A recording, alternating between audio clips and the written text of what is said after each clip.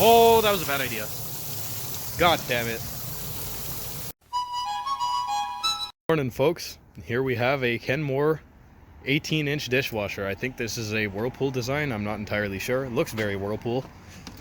As you can see inside, kind of looks like a Whirlpool Power Clean module, but smaller. I'm not entirely sure. This thing is crazy. This looks like a toy with its tiny little racks. It's got that pop-up tower.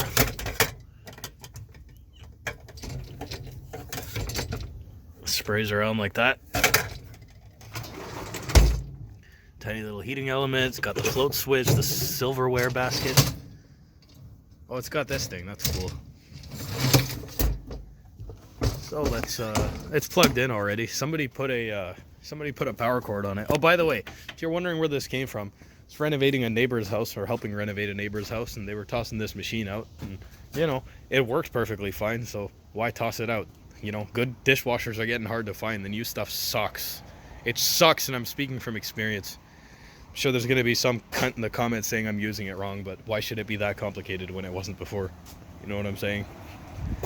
Anyways, I have a bucket of water here. It's not warm water, but whatever. We'll test it for leaks and see how the water pump works. See how the wash arms work. Maybe I'll run it with the door open. Maybe I'll throw my phone in there in a Ziploc bag or something. So let's get this started. This is probably way too much water. Just over the heating element, I guess. That must be enough. Just plug it in, see what happens. I'm gonna skip the fill cycle. I don't know if the fill valve works, but it should.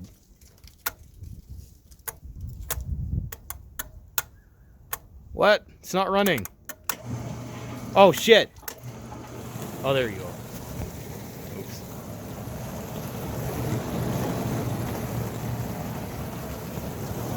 Water heater light's not on. Let's take a look at the undercarriage. There's the motor. 3.2 amps, 3450 RPM, 1/8 horsepower. It does look like a Whirlpool motor. Manufacturer date on it. I don't know how to decode that. I don't see FSP written on it anywhere, so I don't know who made the motor. I did some Googling, and this actually appears to be a Frigidaire Electrolux dishwasher. Not a Whirlpool as I thought, but it has a similar design to the Whirlpool Power Clean, which means this probably has a centrifugal separator in it. A centrifugal separator and a self-cleaning filter like all good dishwashers do.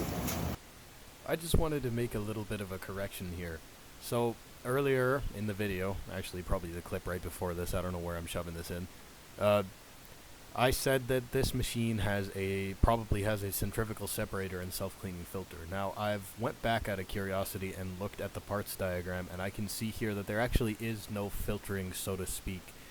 It actually seems like this machine is more like the older D&M machines, which just ground up the food particles and recirculated them over and over the dishes over and over again, hoping that they'll get flushed out by the end of the cycle, which, you know, that usually does happen. It's not necessarily a bad design. I still think this is better than the newer machines where you have those manual clean filters that nobody ever cleans. They get all gross and your food gets recirculated through them over, or the water that cleans your dishes rather gets circulated through it over and over again. And they're just, I mean, this thing still has this nice beefy 1/8 horsepower motor, I think it was. You know, you don't really have that in newer machines, so I'd still rather take this over the newer junk. But anyways, so from what I've deduced from this diagram, it looks like water enters through the sump here, and this is the wash impeller here. And there's the macerator right in front of the impeller inlet. The impeller's upside down, so the opening's underneath here where you can't see it. So the food and stuff gets drawn in from here. It gets chopped up. And then, oh, by the way, there's these slots in the sump cover. You'll see me mention them later on in the video. I'm not sure what these are for. Water seems to come out of them constantly whenever the pump's running in either drain mode or wash mode. Again, not sure what this is really for. But yeah, they're here. Water from the impeller seems to get forced out this way. Maybe it's a way for air to get out. I'm really not sure. But anyways, yeah, water comes up through the macerator, through the impeller, gets flung sideways, and then this, what do you call this? This diverter assembly, or, yeah, diverter assembly. So it kind of focuses all the water up this way through the wash arms, or wash arm. There's only one in this machine.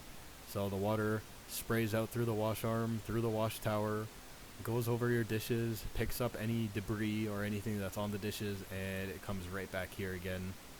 You know, gets ground up, sent out the impeller over and over again, and then eventually when the pump reverses, this is the drain impeller, by the way, when it reverses, water will come, I think this way, I can't remember. This way, the impeller will fling it out that way into the drain, or maybe it was this way. I don't know, one of those two ways. And yeah, that's how it takes care of the food debris in the machine. It's quite a simple, old-fashioned way of doing it, but it gets the job done. So that's pretty nice. I love old Kenmore machines. They're like what Samsung is today, except this stuff was actually good, you know. Premium appliances, but you know, with some good engineering behind them. This thing is solid, even if it is a toy. Open it up mid-cycle.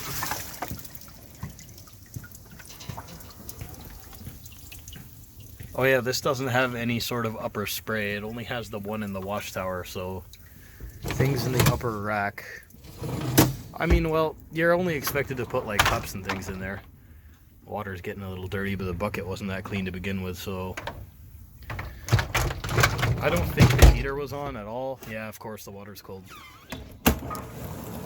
Powers up immediately, no messing around.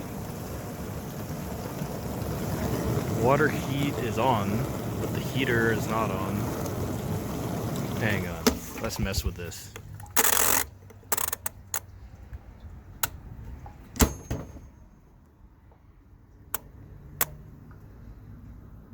Oh.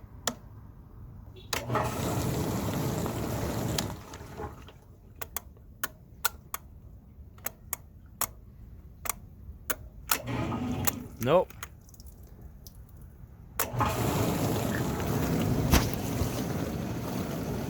Huh.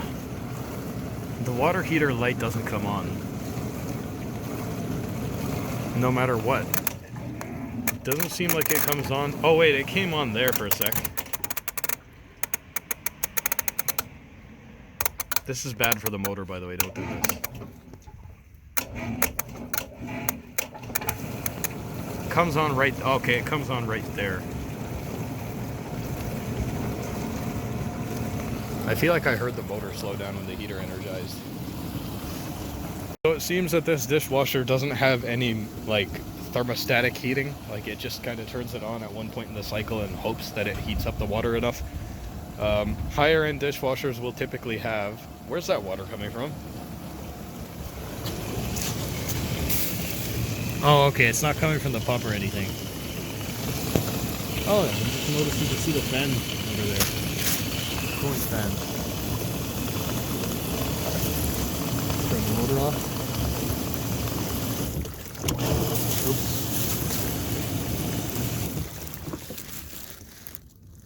Oh yeah. Cool. Okay, got it running with the door open by shoving a big alligator clip in there. Oh, that was a bad idea. God damn it. This thing's got some power to it. It's not like those newer machines. They don't do this. That's shooting quite a bit of water quite a distance away. Oh, the pump's cavitating. It's running out of water. This is unsafe, by the way. Don't do this. This is on a GFCI circuit, as far as you know.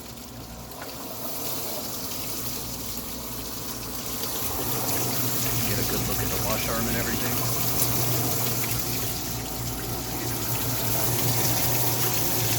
Oh, that heater must be off. Doesn't feel warm, but it might have something to do with the water pouring all over it.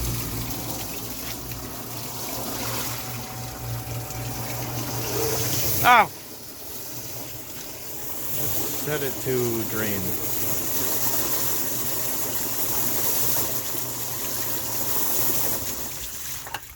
Okay, it should start draining any second now. The drain pipe's over there. Now you'll notice that when it's draining, so these dishwashers actually have a reversing pump motor. So what'll happen is when it's draining, it'll spin the other way, and the wash pump will still actually be working, although not as effectively, and it'll be washing down the filter, probably internally. You can't really see it over here. And it'll send the crud down the drain. It's actually very interesting. There's like a little slit there. You'll see water coming out of that for some reason. I'm not sure why. I don't quite know how the Frigidaire Electrolux designs work. Maybe I'll do some Googling. Come on, drain already. Where's that? Oh. There we go. Draining. Water shooting out of that slit like I mentioned. Some water coming out of the wash arm.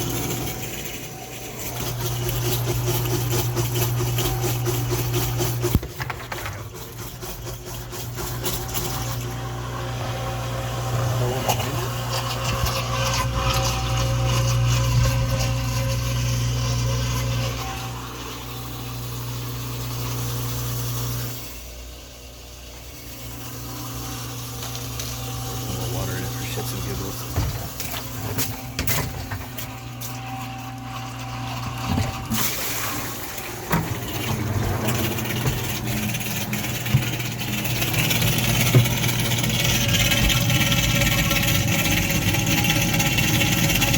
I need to wash this sump out anyways. So if you're wondering why I'm wasting water, I'm not wasting water. I'm washing this sump out.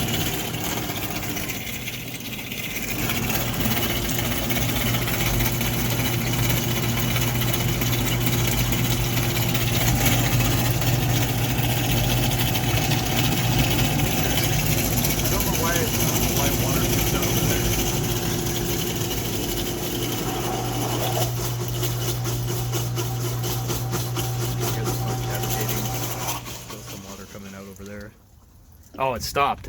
Oh, right, because I've been wasting time.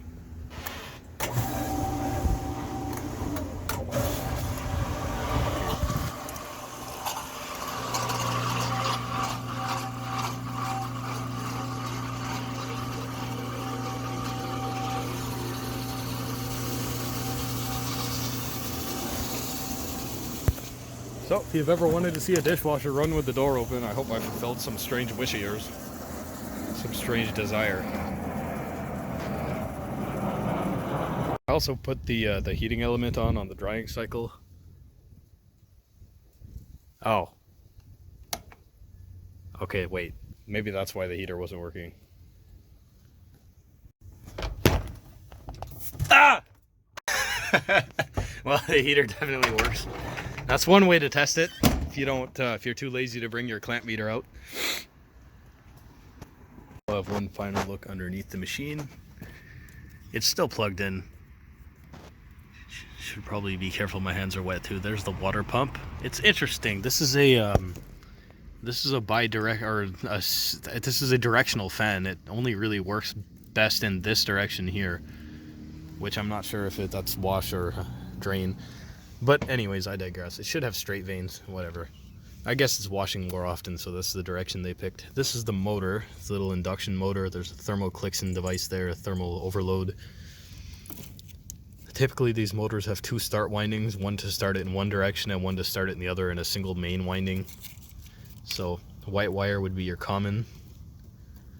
Blue would probably be your main winding. This would be your drain winding. This would be your wash winding. I don't know.